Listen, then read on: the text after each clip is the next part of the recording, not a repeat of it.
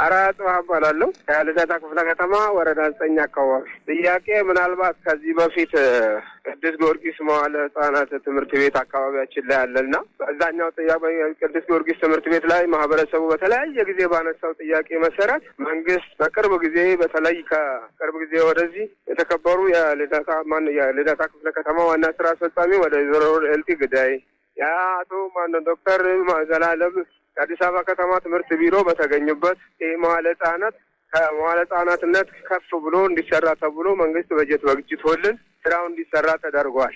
ከተሰራ በኋላም የከተማው ከንቲባ ጽሕፈት ቤት አመራሮች ከፍተኛ አመራሮች የክፍለ ከተማው ዋና ስራ አስፈጻሚ ሌሎችም እንግዶች ተገኝተው ተመርቋል። ነገር ግን አሁን እዛ ግቢ ውስጥ አንድ ያልተፈታልን ችግር አለ። ይሄ የተፈታው ችግር የቢጂአይ ሰራተኞች ማህበር ወይ ደግሞ የቅዱስ ጊዮርጊስ የቢራ ፋብሪካ ሰራተኞች ማህበር ቤት አለ እዛ ውስጥ።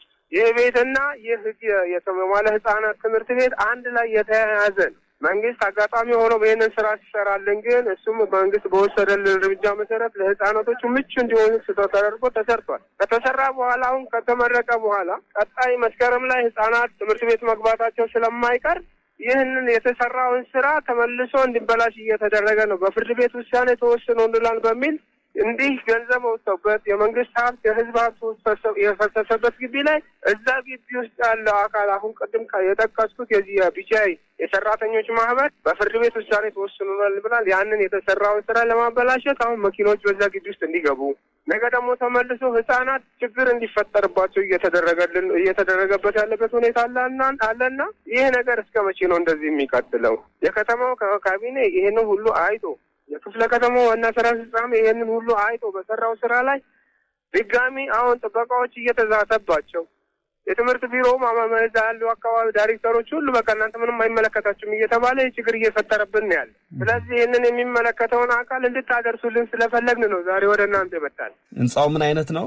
አሁን መንግስት አሁን መጀመሪያ ላይ ያው ከዚህ ማህበረሰብ ተጠያቂነት በሚለው ፕሮጀክት ተጀምሮ G+2 ነበረ። መንግስት ግን በጀት ጨምሮልን ወደ G+4 እንዲሰራ ተደርጓል።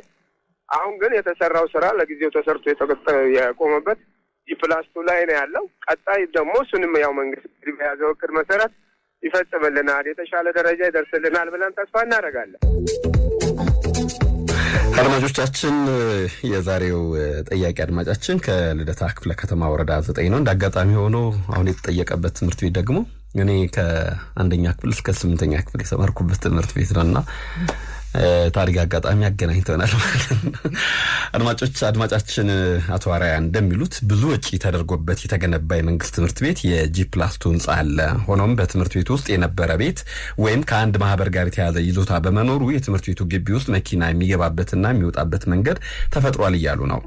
በተጨማሪም ጉዳዩ በፍርድ ቤት ተወስኖልናል የሚል ማብራሪያ እዛ ቤት ውስጥ ያሉ ወይ ማህበሩ ሰዎች አሉ። ይህ ጉዳይ በተለይ በትምህርት ቤት ግቢ ውስጥ የተማሪዎች ደህንነት የትምህርት ሂደቱንና የህዝብ ንብረት አጠቃቀምን የሚመለከት በመሆኑ ተገቢውን አካል መጠየቅም አለበት ነው ዋናው ጥያቄው። በመንግስት ወጪ የተገነባው የትምህርት ቤት ህንጻና ግቢ የተማሪዎች ደህንነት ሳይጠበቅ ወይም ደግሞ የማያስጠበቅ መልኩ እንደ መኪና መተላለፊያ መጠቀም በምን ህጋዊ መሰረት ነው? የፍርድ ቤቱ ውሳኔስ ተወስኖ ከሆነ ምን ይላል የሚለው መጠየቅ ደግሞ ያስፈልጋል። ወይዘሮ ማርታ ዮሐንስ የቅዱስ ጊዮርጊስ ትምህርት ቤት የቅድመ አንደኛ ደረጃ ትምህርት ቤት አስተባባሪ ናቸው። አግኝቻቸዋለሁ። ጤና ይስጥልኝ ቲቸር ማርታ፣ እንደምንኖት? እግዚአብሔር ይመስገን አብሮ ይስጥልን። ምንድነው የተፈጠረው? በአዲሱ የቅዱስ ጊዮርጊስ ትምህርት ቤት ግንባታ ተጠናቆ 3 ወር ሆነው ወይስ 4 ወር? 4 ወር ሆኖ 4 ወር የቀድሞ ተማሪዎች ተብሎ ተጠርተን እኔም ነበርኩኝ ምርቃቱ ላይ። በጣም አምሯል፣ ተውቧል። ያኔ የህዝብ ትምህርት ቤት ነበር፣ አሁን የመንግስት ሆኗል። አሁን ምን ተፈጠረ? መኪና መግቢያ መውጫ ሆነ? ምን ተፈጠረ? አሁን ቅድም የተፈጠረው ነገር ምንድነው? ቅድም ያው አስተያየት እንደሰጡት ሰምተናል። ምንድነው በግቢ ውስጥ የቢጂአይ ሰራተኞች ማህበር አለ። በአንድ መግቢያ መውጫው አንድ ነው። መለየት አልተቻለም። ግቢው አምሮ ተስተካክሎ ከተዘጋ በኋላ አሁን በፍርድ ቤት ውሳኔ አግኝተናል። በሩ ይከፈት መኪና ይግባ ይውጣ የሚል ነገር ነው ያለውና ያ ደግሞ አንደኛ ምድረ ግቢው የተሰራበት ብዙ በጀት ፈሶበት በአማረ ሁኔታ ህፃናት በጨዋታ እንዲማሩ ተብሎ በአማረ ሁኔታ የተሰራበት ነገር አለ። ያ መኪናው ያበላሸዋል። አንድ ሁለት ደግሞ ከህፃናት ደህንነት አንፃር ትልቅ ስጋት ነው። አሁን ነገ መስከረም ላይ በርካታ ህፃናት ወደ ተቋሙ ይመጣሉ። ይህ ነገር በዚሁ ከቀጠለ መኪናና ህፃን አብሮ አይሄዱም እና ይህ ነገር እስከ መቼ ነው የሚል ጥያቄ እኛም አለን። ይከፈት በሚለው ነገር እኛም ቅር ብሎናል። ምክንያቱም ብዙ በጀት ነው ፈሶበት የተሰራው። ስለዚህ ደግሞ በቀዳማዊ ልጅነት ትኩረት ተሰጥቶት በአሁኑ ሰዓት ቅድመ አንደኛ ደረጃ ላይ ህፃናትን ከስር ገንብተን በደንብ በሚገባው ሁኔታ ማውጣት አለብን የሚል ነገር ስለሆነ ያለው ከዚህ አካሄድ ጋር አብሮ አይሄድም የሚል ነገር ነው እና ያለው አስተያየት የሰጡትን ትክክለኛ ነገር ነው። ምን አደረጋችሁ? ለክፍለ ከተማው ትምህርት ጽሕፈት ቤት አሳውቃችኋል? ይሄን ማለት የወረዳው ትምህርት ጽሕፈት ቤት እዛው ቦታ ላይ ተገኝቷል። ፍርድ ቤት ላይ የፍርድ ቤት ዳኛ ያሉት ምንድነው ይከፈት ነው። ይከፈት ሲሉ ደግሞ የተሰራ ስራ አለ ይበላሽብናል የሚል ጥያቄ የትምህርት ጽሕፈት ቤቱ አቅርበው ነበረ። ግን በቃ ይከፈት ተብሏል። ይግባኝ አልተጠየቀበትም። ይግባኝ አልተጠየቀም። ይግባኝ ተጠይቋል። ይግባኝ የተጠየቀው ለትናንት ማክሰኞ ነበር። ያው አጋጣሚ ማክሰኞ ዝግ ነበረ። የፍርድ ቤት ጉዳይ ላይ ነው እያለ ያለው ማለት ነው። አሁን የምንነጋገርበት ጉዳይ የፍርድ ቤት ጉዳይ እንደያዘው ነው ማለት ነው። አሁን እየተነጋገርንበት ያለው ጉዳይ እሺ፣ እዚህ ጋር እናቁማ።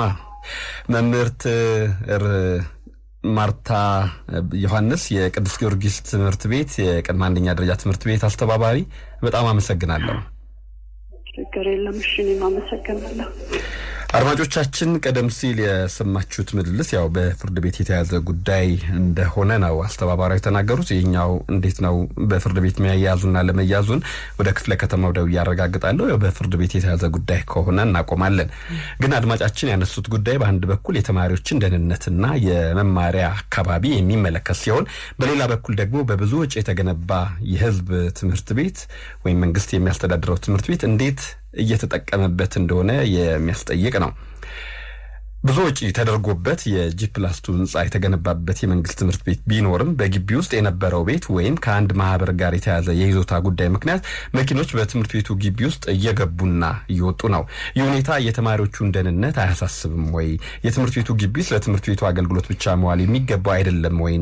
በተለይ ደግሞ ጉዳዩ በፍርድ ቤት ተወስኖልናል የሚል ምላሽ እንደተሰጠ ነው አድማጫችን የሚናገሩ። ስለዚህ የፍርድ ቤት ውሳኔ በትክክል ምን ይላል? ይሄ ጉዳይ በፍርድ ቤት ተይዟል ወይ? ቅድም እንዳልኳችሁ በፍርድ ቤት የተያዘ ጉዳይ ከሆነ ስለምናቆም ጉዳዩ ከማንኛቸውም ወገን ጎን ሳንቆምኛ ይሄንን እንዲህ ነው እንዲያ ነው ብሎ መደምደም ሳይቻል ያለበት ሁኔታ በአግባቡ ማቅረብ ያስፈልጋልና ይሄን ጉዳይ በተመለከተ የልደታ ክፍለ ከተማ ትምህርት ጽሕፈት ቤት ኃላፊ ወደሆኑት ወይዘሮ በላይነሽ ኩምሳ ጋር ደውያለሁ፣ አግኝቻቸዋለሁ። እኔ አስተልኝ ወይዘሮ በላይነሽ እንደምናደሩ እግዚአብሔር ይመስገን። ቀደም ሲል አንድ አድማጫችን ከልደታ ክፍለ ከተማ ወረዳ 9 ደውለው የቅዱስ ጊዮርጊስ ቅድመ አንደኛ ደረጃ ትምህርት ቤት በቅርቡ በአዲስ መልክ ተገንብቶ አገልግሎት እንዲሰጥ የተደረገው ትምህርት ቤት ውስጡ ባለው ማህበር ምክንያት መኪና እየገባ እየወጣ የትምህርት ያንን የመሰለ ትምህርት ቤት ሊያበላሽ ነው። ለልጆቹም ደህንነት ደግሞ መጪው የትምህርት ዘመን ላይ አስቸጋሪ ሁኔታ ይፈጥራል። በፍርድ ቤት ተወሰነልን እያሉ አሉ። የትምህርት ቤቱን አስተባባሪም ጠይቄያቸው አሁን እንደዛ ተብሏል ብለዋልና እንደ እርሶ የክፍለ ከተማው ትምህርት ጽሕፈት ቤት ኃላፊ ነውና ይሄን ጉዳይም እንደሚያውቁ አውቃለሁ። ምክንያቱም ትምህርቱን ስራ የክፍለ ከተማውን የሚመሩት እርሶ ነውና ምን ይላሉ ልሎት ነው የደወልኩልዎ። አመሰግናለሁ። ግን ትንሽ ድምፁ አይሰማም። የቅዱስ ጊዮርጊስ ቅድመ አንደኛ ትምህርት ቤት ለረጅም ጊዜ መልካም አስተዳደር ችግር ያለበት ነው። ነዋሪው የተማሪ ወላጅም አስተዳደርም ለረጅም ጊዜ የነበረው የመልካም አስተዳደር ለመፍታት ያው በርካታ ርብርብ ሲደረግ ነው የነበረው። እሱንም ለማረም ለማስተካከል ምቹና ሳቢ ለመማር ማስተማሩ እንግዲህ በሚሆን መንገድ ገንብቶ ለመማር ማስተማሩ ዝግጁ አድርጓል። ሆኖም ያለው እዛ አካባቢ ያሉ ተጠቃሚዎች ጋር ትንሽ አለመግባባቶች ነበሩ። ትምህርት ተቋም እንግዲህ ከስር መሰረቱ ታዋቂ ድርጊት ነፃ ሆኖ ለመማር ማስተማሩ አመቺ መሆን ያለበት ቦታ ነው። የነሱ መግቢያ ከዚህ በፊት ራሳቸው የቻለ ሀብት ነበራቸው። ሀብታቸውን ለሶስተኛ ወገን ያስተላለፉበት አግባብ አለ። ሆኖም እያለ ግን አሁን የመማር ማስተማሩ ምን ጀምርበት ነው። አሁን ያለንበት የፍርድ ቤት ጉዳይ የተያዘበት አግባብ አለና የፍርድ ቤት ጉዳይ ደግሞ አሁን ያለንበት ያው ግባኝ ጠይቀናል። ግባኝ ውሳኔ ሲጠናቀቅ ብናወራ ይሻላል እንጂ ስንከባለል የነበረው መልካም አስተዳደር አሁን በዚህ ደረጃ ላይ ነን ብለን ማንሳት አይቻልም። ስለዚህ ግባኙ ሲጠናቀቅ የፍርድ ቤት ውሳኔ ወቅጣጫ ሲቀመጥበት ብናወራ ይመረጣል። መልካም። እሺ ወይዘሮ በላይነሽ ኩምሳ የልደታ ክፍለ ከተማ ትምህርት ጽሕፈት ቤት ኃላፊ፣ በጣም አመሰግናለሁ። መልካም የሥራ ቀን ይሁንልዎ። አመሰግናለሁ። እሺ አድማጮቻችን፣ በነገራችን ላይ ማርታ ትምህርት ቤቱ ያው በደንብ ስለማቀው ስለተማርንበት ከኛ እየተማርንም በግቢ ውስጥ መሃል ግቢው ላይ ቤት ነበረ።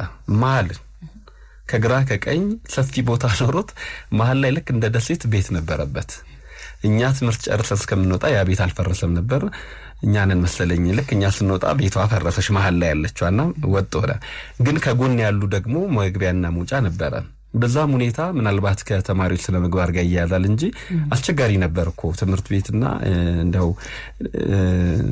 ሌሎች ስራ የሚሰራበት ለተማሪዎች ደህንነት የሚገባ የሚወጣው አስቸጋሪ ነው የሚያደርገውና አሁን የተገነባው ትምህርት ቤት ውብ ሆኖ ከተሰራ በኋላ ደግሞ አሁን የበፊቱ አይነት ችግር አሁን በስቷል። መኪና በስቷል፣ ሰው በስቷልና እንዲሁ ቀላል አይደለም፣ አደጋም ለልጆች ላይ ያደርስ ይችላል የሚለው ነው የነዋሪዎቹ ስጋት። ከዛ አኳያ ምናልባት የአመታት የቅዱስ ጊዮርጊስ ትምህርት ቤት ጥያቄ እግረ መንገዱ ሊፈታ ይችላል፣ እንዲስፋፋ የሚያደርግ እንደገና ደግሞ የተሻለ የትምህርት ስፍራ ላይ ያደርጉት ይችላሉ የሚል እምነት አለኝ። ማንኛውም ፍርድ ቤት የያዘው ጉዳይ ስለሆነ ከዚህ በላይ በዚህ ጉዳይ ላይ መናገር ማይቻልም።